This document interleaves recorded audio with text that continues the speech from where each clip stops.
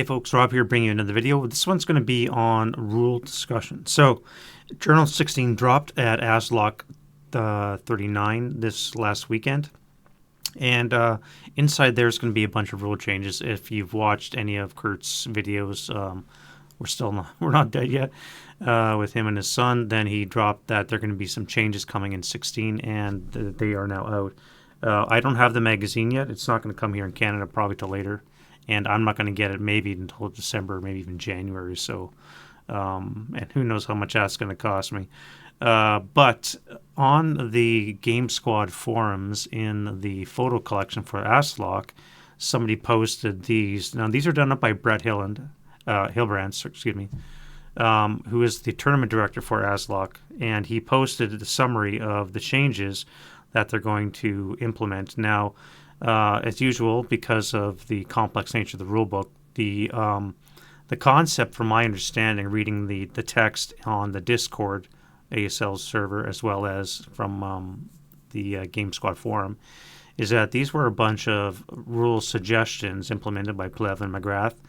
And so they posted the suggestion, and then MMP came back with a rebuttal or solution, and then they're going to post down below that what it's actually going to look like, the rule. So if you look at the bottom of the slide, you can see an example. This is what it's going to look like. It's basically going to be an errata that's going to be slipped into the rulebook. Now, if you're a subscriber to the electronic rulebook like I am, you're going to get a new update at some point soon, I imagine. You'll get an email notice that your rulebook has been updated, and you'll have to get the new one. And also bear in mind that if you have the electronic hassle rulebook, you'll have to update that as well if you want the hyperlinks to work back and forth. So what you're going to see is a bunch of these rule updates, errata, showing up in Journal 16. So what we're going to do is we're going to go through them and cover them up so you guys can see what's coming up in Journal 16. So the first one that we're going to do is this target selection one here. Now, George Hoyt has just did a video on vehicle freeze sleeves. So that freeze sleeves, for those of you guys that don't know what that is quite simple. So what we do is we'll slap a guy up here on a roof, on a first floor. And all it is basically, it's a limitation with target selection. And what that means is if you have somebody in your location, you're not allowed to shoot outside your location. So if we had a vehicle, just use this cheap little tank in bypass, for example, this squad here on the lower level will not be able to fire out.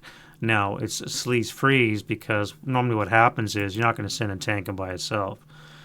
Normally what you have is a bunch of troops waiting in the wing, and they're going to be coming in hordes while this one single tank holds up the unit you're trying to affect.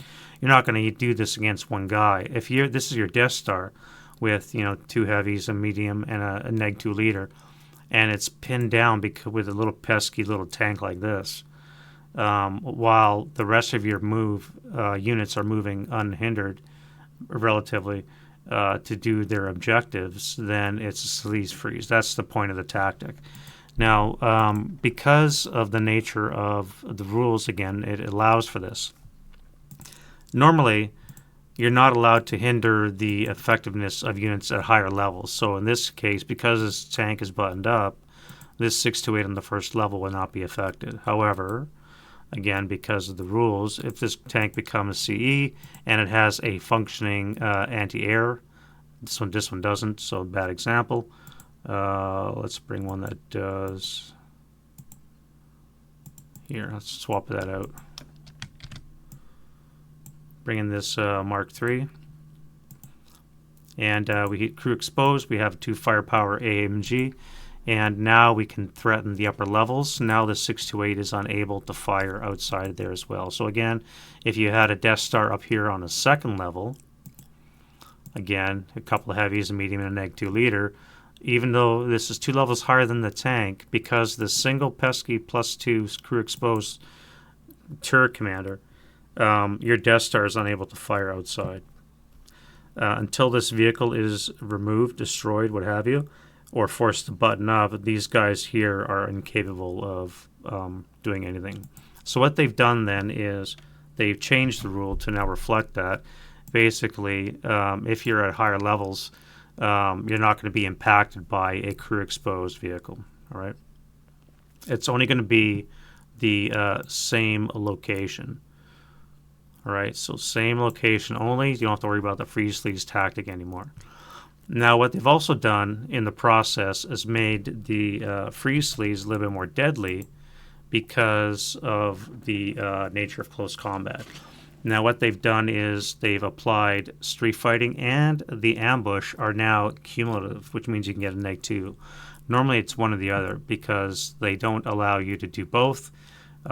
Used to be you have to apply one or the other case, and sometimes that is, which always struck me as a bit weird, but it is what it is. Where are we here? Ambush.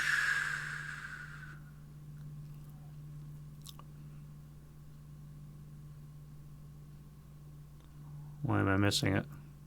Ambush. Ambush would be a -1, and then there should be another note for street fighting if it's, maybe that's just in the rules itself.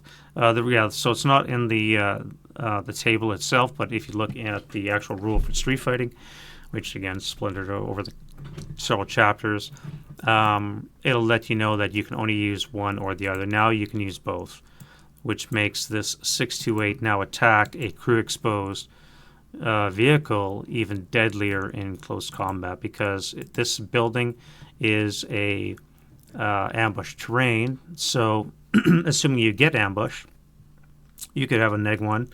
You have street fighting because, again, the rules of street fighting. With a -2, you had a squad. This guy's an engineer. That's a third one. So you're looking at a base 5 with a -3 just for the one squad alone, not counting whatever the vehicle is. Again, they've made it so that charging your vehicles to do the freeze sleeves is now going to be super deadly because they've also implemented street fighting as well as ambush. You can now apply both.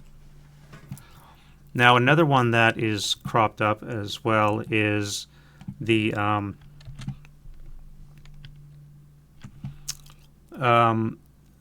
losing concealment. So once more, this is something I really wasn't aware of, but it's in the Chapter A, a table of concealment loss, concealment gain.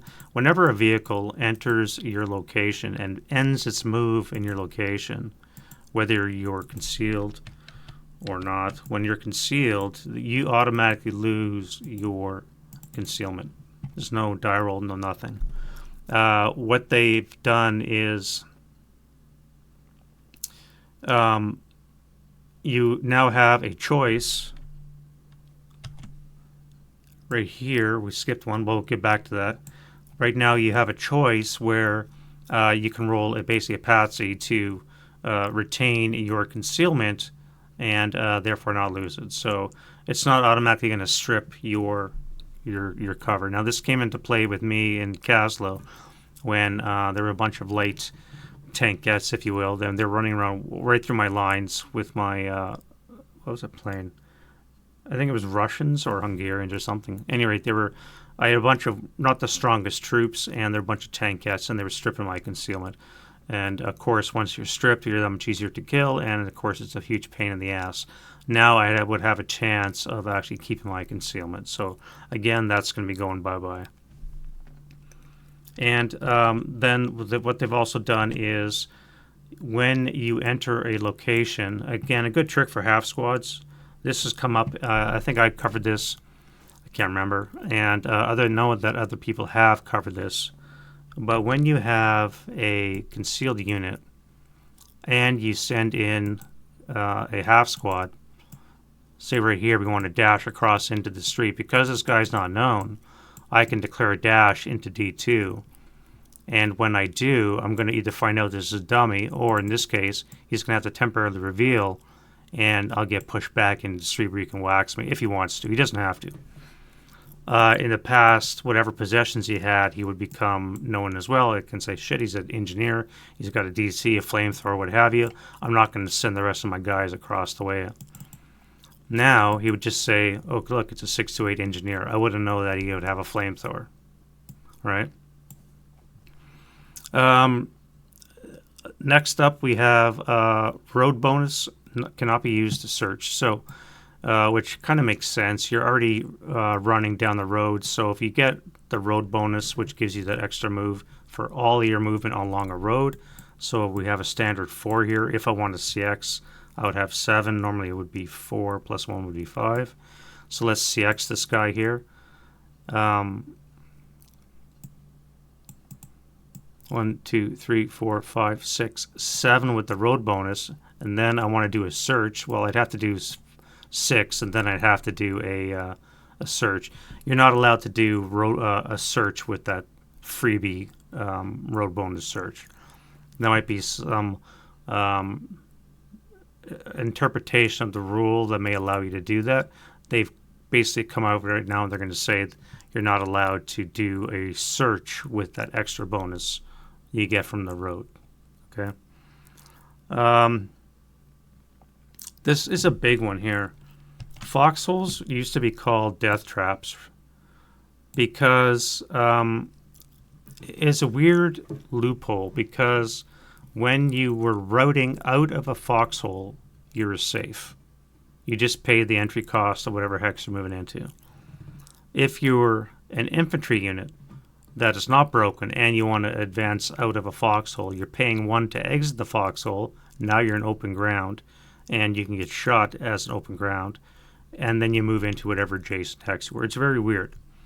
So now what they've done is they finally fixed that loophole. And I don't know why that was there in the first place and it took them so long to do that, but they fixed that loophole now where you can combine the two movements into one, much like when you move into a hex with a shell hole, you can combine the two into one, and you just pay the 1 entry cost, and therefore the foxholes become a little bit more safe to to use, and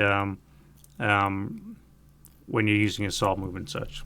Right, next up we got units in different row hoses can now form fire groups. Before, because of the row host nature, so say for example we have this building right here and this was a row house wall, these two units here would not be able to form fire group for some reason. Apparently they can't yell out the windows, whatever. Now you could form adjacent fire groups and make your firepower that much more effective, which was a really limiting factor when you're dealing with urban fighting, and that's where row hoses are in urban environments, because you're going to need that extra firepower to punch through the +3 that you're going to be facing a lot. They've also implemented, when changing your vehicle covered arc in a wire hex, that the wire still applies to the bog check. Before, apparently it hadn't. I wasn't aware of that one, so that's a new one for me as well. Whenever you change covered arc in a wire hex, again, you obviously have to do the bog check, but the wire one will apply every time you do it. So don't forget your pressure, if you have normal pressure or high pressure, and your wires. So you're looking at a 9 or higher, you're going to be bogged in that hex. And then there's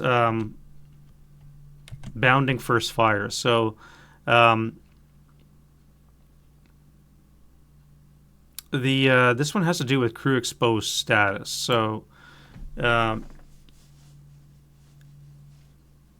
not sure how this one's actually going to play out. I'm going to have to read up on that myself.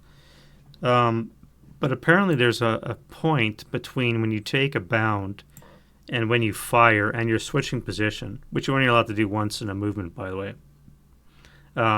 You can't pop up and down in the course of a movement phase. You can just do it one time. You can't do that. You can't, for example, be crew exposed, take your shot, move a bound, and then drop down. There is a point in there where the defender is allowed to shoot at you while you're still vulnerable in that position. And that's basically what this is trying to get at. So when you are you're crew exposed, you take your shot. When you take your next movement point, the defender can blast you with your +2 crew exposed with a machine gun and put a world of hurt on you. That's what that's supposed to affect. Um,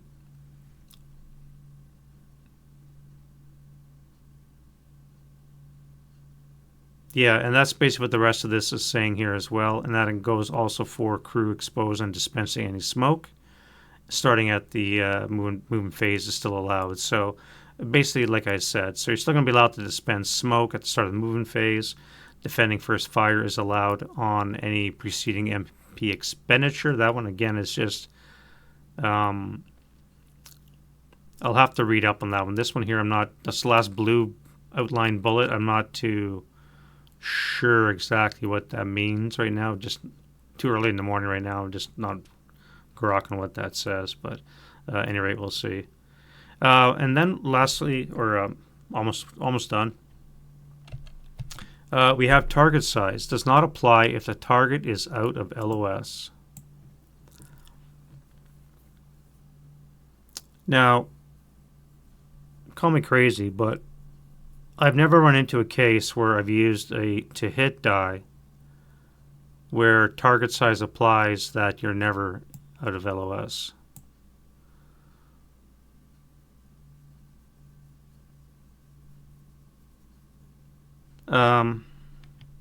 Maybe somebody can point that out to me, but so here we have case P, target size modifier. Again, this has to do with the size of the vehicle. Applicable for aerial attack and all of the cases.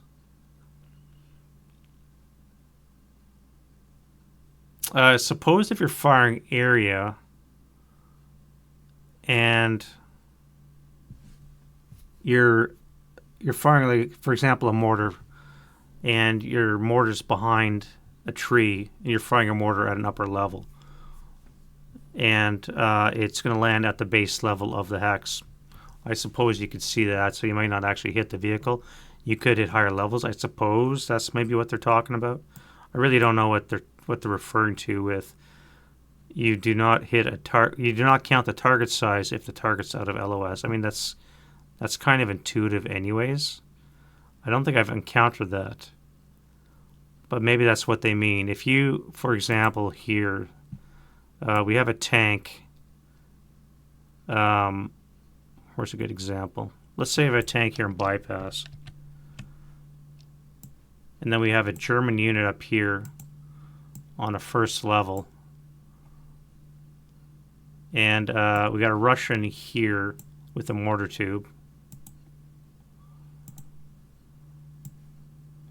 He wants to fire at this German over here. Actually, let's put him up on the second level so you can actually see what he's doing.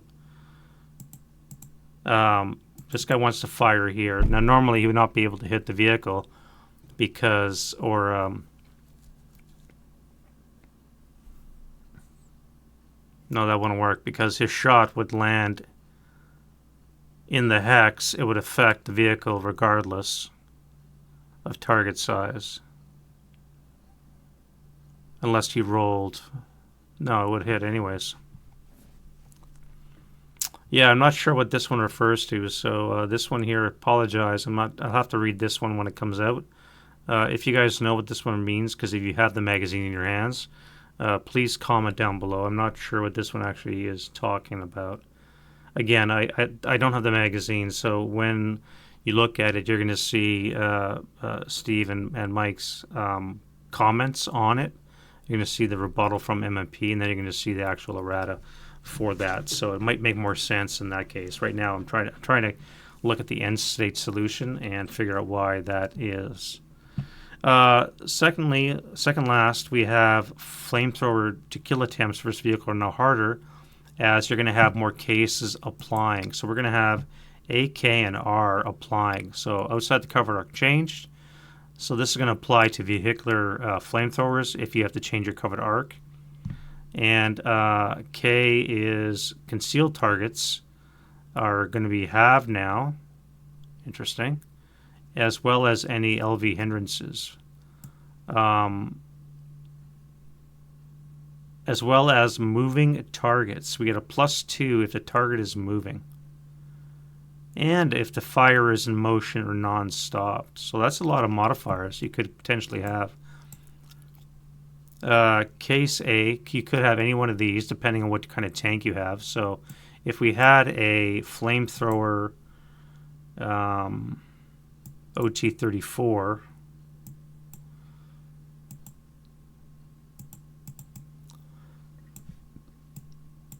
right, we're looking at a that's a slow turret, so we're going to have a +2 if it changes its turret. What else? Case AK.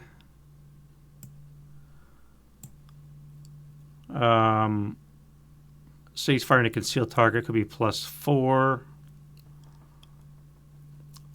We throw in mist, say, that'd be +5. If the target is in motion, could have a +7 to hit. Or if you're in motion, you could have a +7 to hit. Or non-stop. Yeah, that could be interesting. +7 to hit on the 30 table. So it's tamped down a bit on the vehicle flamethrowers. So they're not as deadly as, well, I mean, they're still deadly. You don't want to get in front of this thing, that's for damn sure. But it's giving you a little bit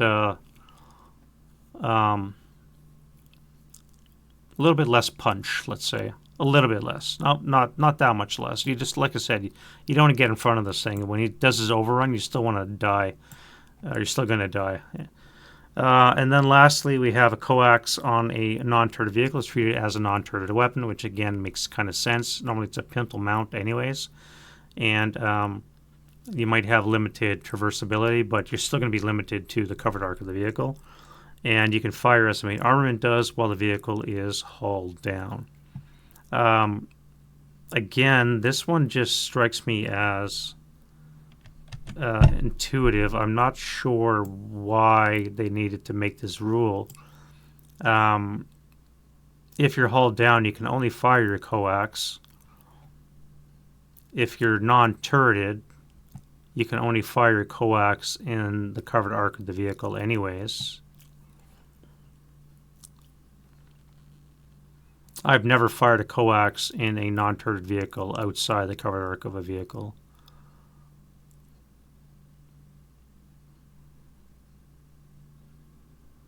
So maybe it is in the wording of this.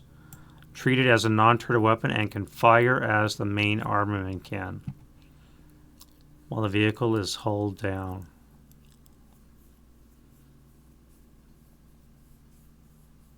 Yeah, I'm not sure what that means. So there's a couple things I'm not really sure about.